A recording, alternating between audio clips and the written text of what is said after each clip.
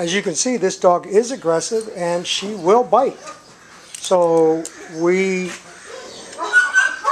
are determining that, of course, this is a defensive biting, but she's probably biting out of fear, not dominance. And the way that I'm going to show that is that she's on the muzzle and I'm leashed her now. I'm going to take her into the environment where the dogs are, and let's see if the response is different with me controlling her. The fact that she's pulling away is an indication that it may be fear. So we want to face the fear. Bring her into the environment where they are.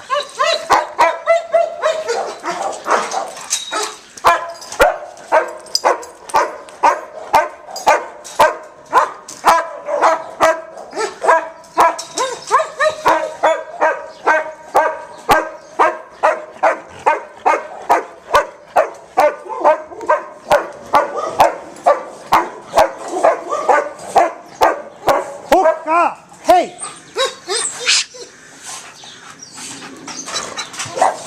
The reactivity, this guy's nervous system is so high, wherever he's not, he feels stressed. So let's see what happens with him, with his energy, and this dog.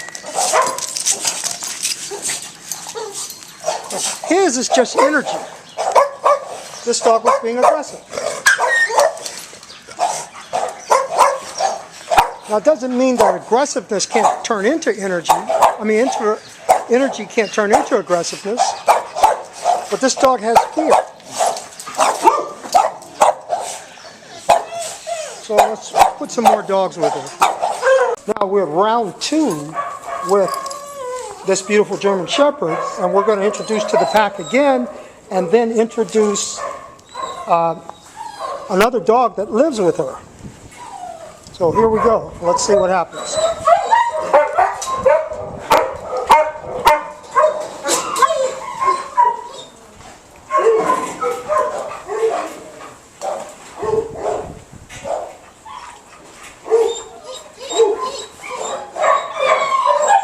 Now, what I'm anticipating is that she may, I want her to retreat like that. But what I'm anticipating is that this guy's going to rush near her, rush to her, and we want to see exactly what she does. Or does she allow this energy to exist? Or will she retreat, or will she attack?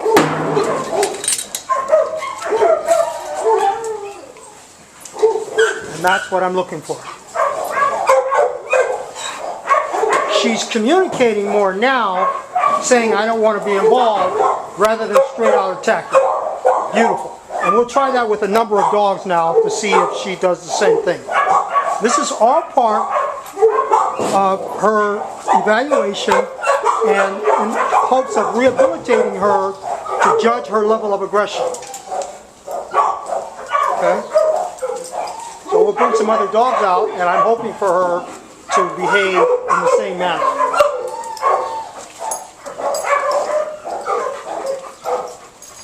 Okay.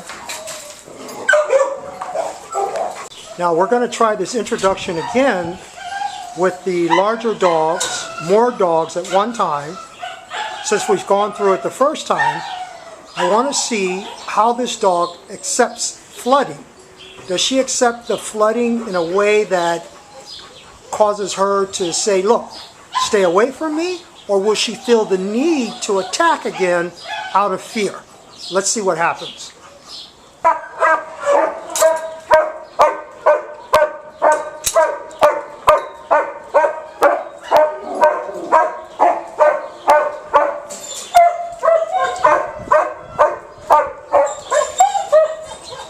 Okay, she's choosing not to show the fear aggressive part. This is what I'm looking for. This means that the dog is now beginning to balance herself hormonally. She's not acting neurotic. Some of these dogs were not here in the beginning. But that's fine.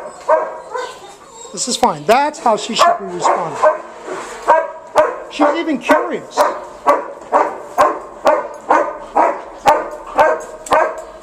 Okay, now we want to see how the little one does.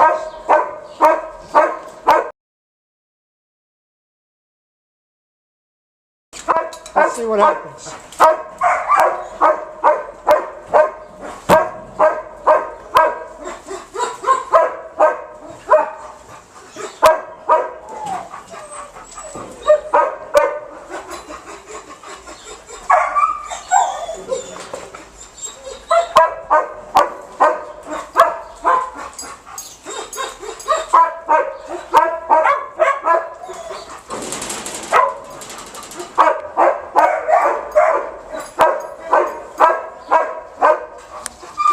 Try to be protective.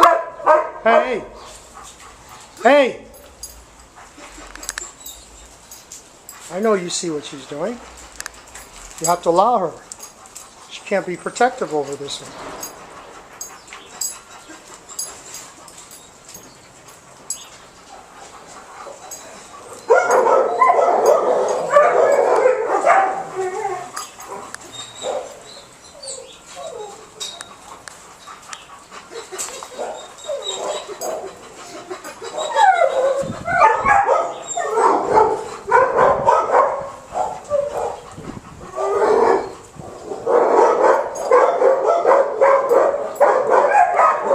Hey, stop that. I see what you're doing. This one is trying to control the behavior of this dog. This dog saw that. You notice this dog started to show its teeth.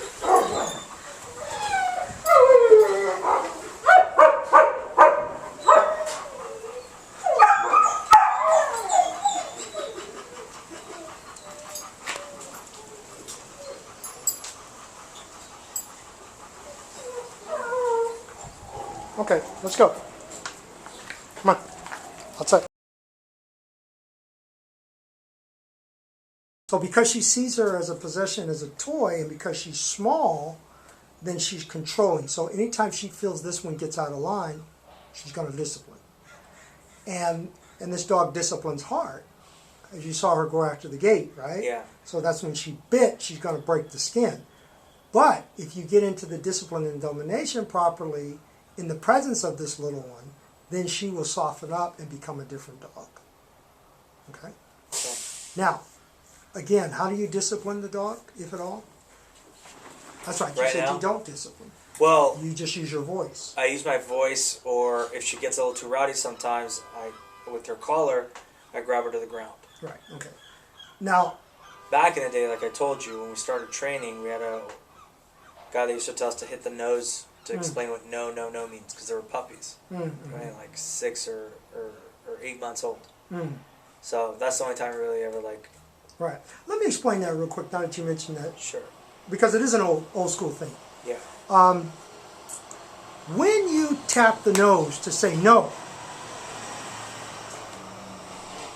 I can see where that could be effective if the dog was doing something to you, but not because of what the dog was doing to something else.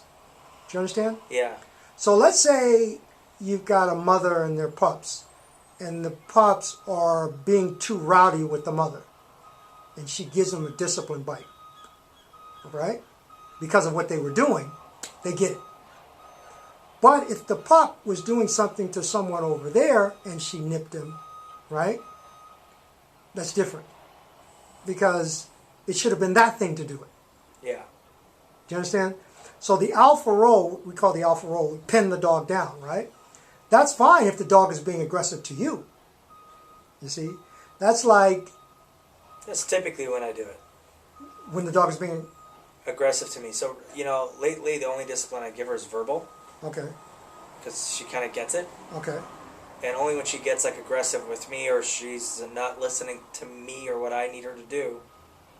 Yeah, If I want to put a collar on her and she just flips out about having the collar, okay. I'll pin Yeah, her that- down, put the collar Okay, then that's acceptable. on. Okay. Okay? Most people are like, well, my dog barked at a person or barked at another dog. And, So at that bark at the other person or bark at the dog, it's only verbal commands. Right. Okay. It's no, no, no. Unless she's on a leash, then I'll tug the leash because it's a choke chain. Okay. But I'll the tug problem choke chain. there's no consequence for Yeah. it. So that requires a discipline. Yeah. The domination is to remind them. Okay. Right?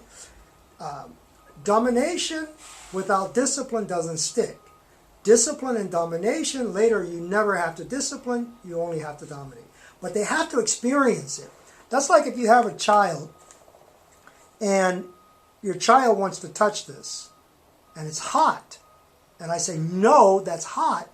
And I'm always saying, no, no, no. But if I allow her to touch it and she gets burnt, I never have to say no because she experienced it. Yeah. Right? Yeah. That's called consequence therapy. Yeah. That's how animals were created. Yeah. That's why in the jungle, in the Serengeti jungle, it's just one piece of land and everybody lives on that land, predator and prey, but they separate themselves from each other because of consequences, because of the danger. But with our dogs, we think in terms of liability, right? Yeah. So we dominate, but we never let them experience the danger either from us or by the thing that they're being, confused about. So they can't learn. Yeah, and it's hard because, there's, let's say, a dog, a neighbor's dog or something. You don't want your dog to harm that neighbor's dog. Exactly. So I don't even want the dog to get close to that other dog. Even though the other dog is twice the size. Right. I don't even go next to that other dog because, like you said, it's a liability for me. And I said, okay, no, just Right. walk away instead of letting them experience the... Right. So you see what I'm saying? It's just like a kid not letting them to experience So certain things. what do I do in that So situation? you have to create a environment or controlled environment where that can happen, like what we did here. Okay. So today we know what your dog can do. We also know why your dog is not doing it. So now it's very easy to teach you what to do and how to achieve what it is that you're trying to achieve. Perfect. There's different steps to go through. First of getting back to control is walking your dog. You must be able to walk your dog where she walks behind you. Here's the thing. If I'm not talking about any stimulant, no dogs or anything around. You and your dog walking behind you 3 or 4 feet. If you can't make your dog walk behind you, then how can you solve all these other problems? That's just between you and your dog. If you can't communicate, I need you to walk behind me, how can you then say, I don't want you to attack that dog? Or bark at that gate or, yeah. Right. You see what I'm saying? If you can't get the hierarchy amongst yourself. Yeah. We've been taught for so long to make our dogs walk at a heel. Right? That's what training is. But what I have found is that heel is a position of equality, which doesn't exist in their world. That's why they want to be one head above or all the way above, because that's a powerful position. She goes crazy if the little dog, for walking the little dog, and the big dog, if the little dog goes ahead of her. Yeah. Yeah. Yeah, so that just lets you know right there. It's like, it's like two people walking together. You don't want the person walking in front of you, or even if a person's walking behind you, you're like, what are you doing there? Come right here. I want to be right with you, right? But in some countries, they make the woman walk behind. Why? Because of hierarchy. Yeah. This is dominance. That's all it is, right? So when dogs walk at a heel, and because it's a position of equality, that was made up by the police force and the military, and then trickled down to training. Okay? But that's a dog and the handler in direct competition with what's in front of them. That's what's happening here. That dog is looking at the suspect or whatever. So it is a dominant position. I want you to bring out the subordinate side of your dog, where you can now verbally control what's happening out there in the street, and that's first to get him to walk behind you. So we're going to do that today. I'm going to show you how to make your dog That's awesome. walk behind you. Good. Then the fence. This is what I want you to do. Well, even when we get to that, I'm going to show you. When you come out, I'm going to show you how to do that, and I'm going to show you how to walk with the dog. Perfect. By the way, the fence I forgot to mention. Sometimes we used to have that dog barker corrector spray. Just a loud spray that they don't like. Oh, okay. So either You mean attached to them? No. It's like a little spray can you get. Oh, okay. It's called And a what do you bark detractor. I don't know. deterrent or something? Yeah, so it's a little can you spray. It's just a high air pressure noise. Oh, okay. Like really high. So the same domination is what you've been doing. Exactly. It's like saying no in a different language. Exactly. Yeah, that's what I'm saying. Yeah. the dog hasn't experienced something that said, you know what, I'm not interested in doing this anymore. Yes. There's no consequence for it. Yeah. So it doesn't work. Or it'll work for a second, and then it doesn't work anymore. Yeah. You see? I'm going to show you how to make that work. Perfect. I don't have to be there for that. You can just do it. But I'm going to show you how to do it here. Perfect. And at home, you stop that gate. You stop the gate. You control barking, then you control hormonally how the dog feels. You know, wolves don't bark. So we actually bred barking into dogs. We bred that into them. Yeah. Okay? So when they bark, it emboldens them to become more assertive and dominant. Okay? Makes So that's why they do it. And then in some ways we like it because we think the dog is protecting our house. You know, but sometimes you can't have it both ways. You got some dogs that are subordinate by nature. They can bark, but never do anything. So we don't care about that. But it's the ones that's barking and they're going to put something behind it. That's when they get in trouble.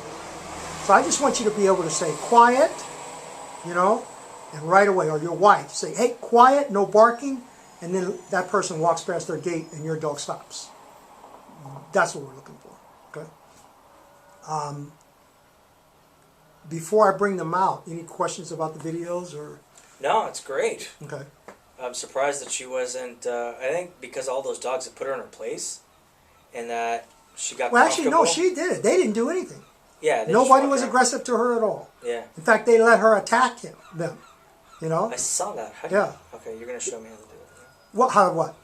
How to get her more into that zone. Oh, of that absolutely. It's going to come with how you're treating her at home. Okay. And number one thing, that poster behind you, no longer are you going to be doing those things. Because those Do you have a things... printout or should I just take a picture of it? Take a picture, and I think I give them all out, but I can send you one. I can Okay. just email it to you. But those things say totally different than what you want.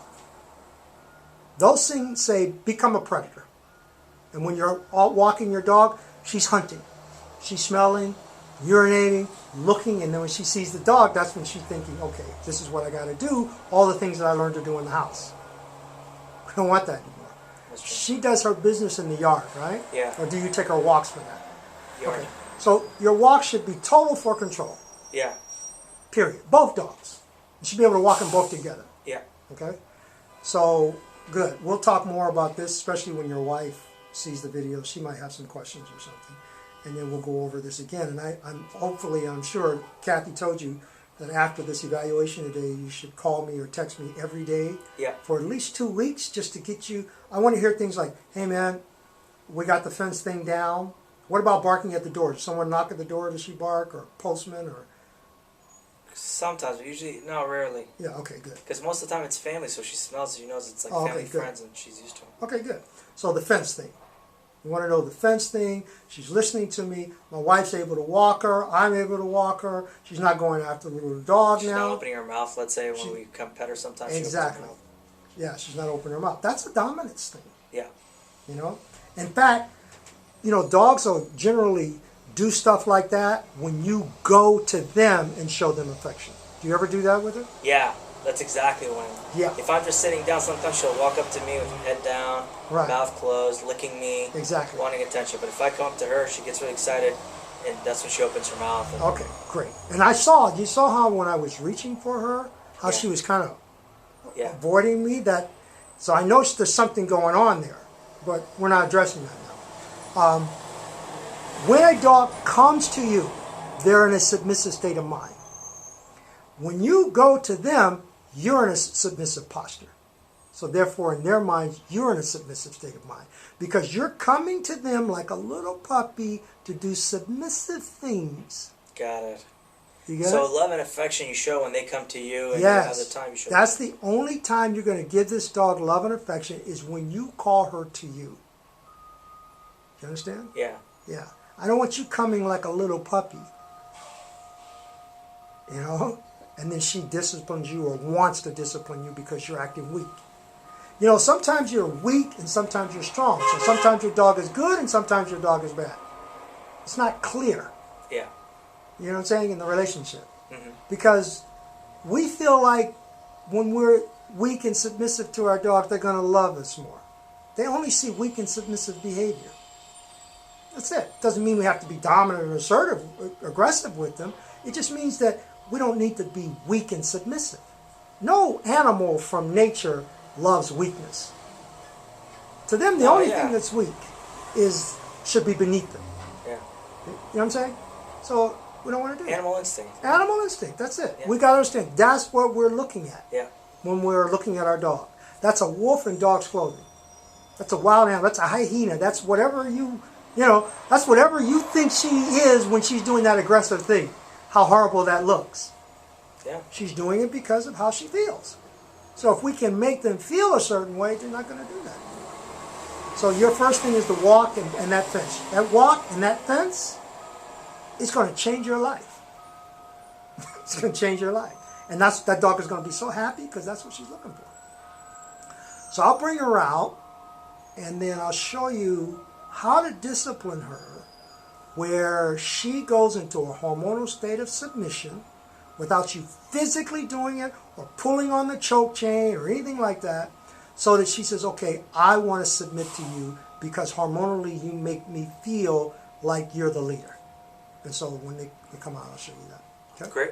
And then we'll do the walk, and that's it. All right. Okay, cool.